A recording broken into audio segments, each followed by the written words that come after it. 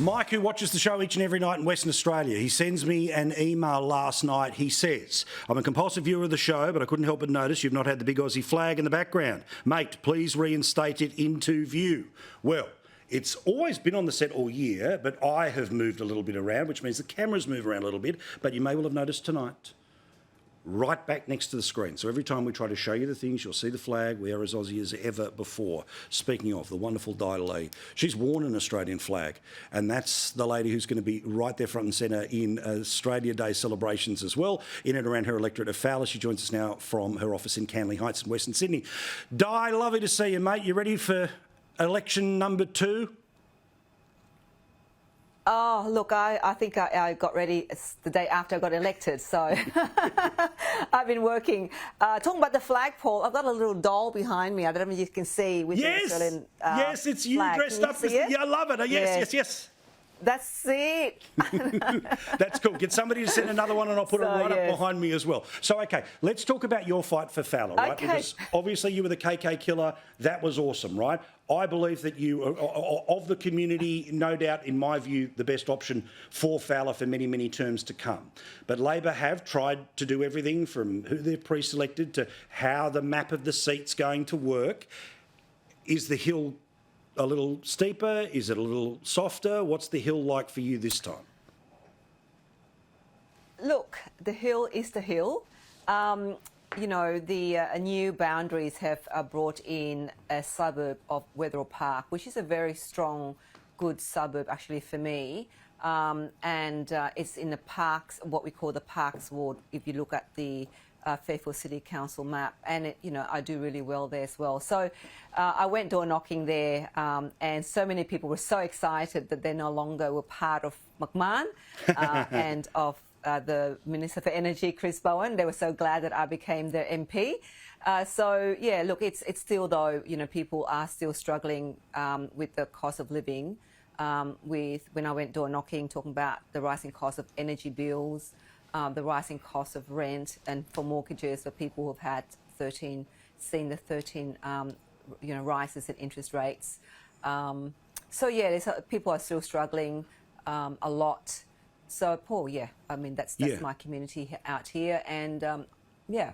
So, I mean, Dai, obviously, you know, we've shown you on the program talking about fuel prices, talking about insurance, actually, you know, taking the ball right up to them each and every day in Parliament. So you've been an absolute advocate for the community on those issues. Do they say much back to you about what they think of the government and its efforts?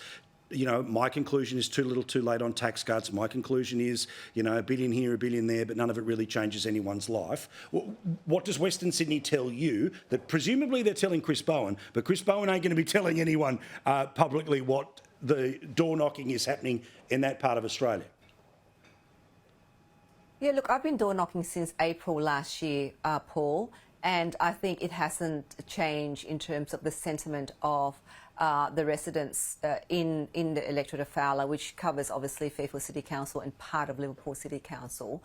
And, you know, even today there was a comment on my Facebook page of a resident who said, you know, I've been such a long time Labor voter, but the work that you and of course our Mayor Frank Carbone have done, they have never seen before, that we are constantly out there being very strong advocate for our community.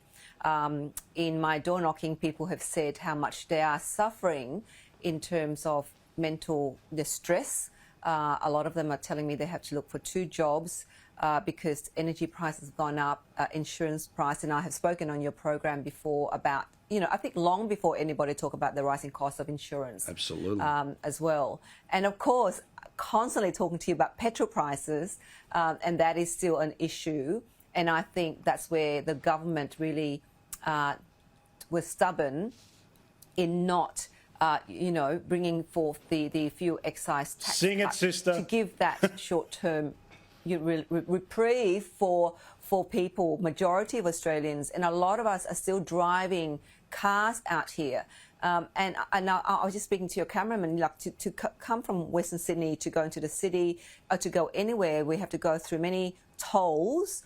We have to pay a lot in petrol. And in terms of the, and then of course the cost, I mean, in cars insurance have gone up as well, the premium. So honestly, our community out here are really feeling the brunt of it.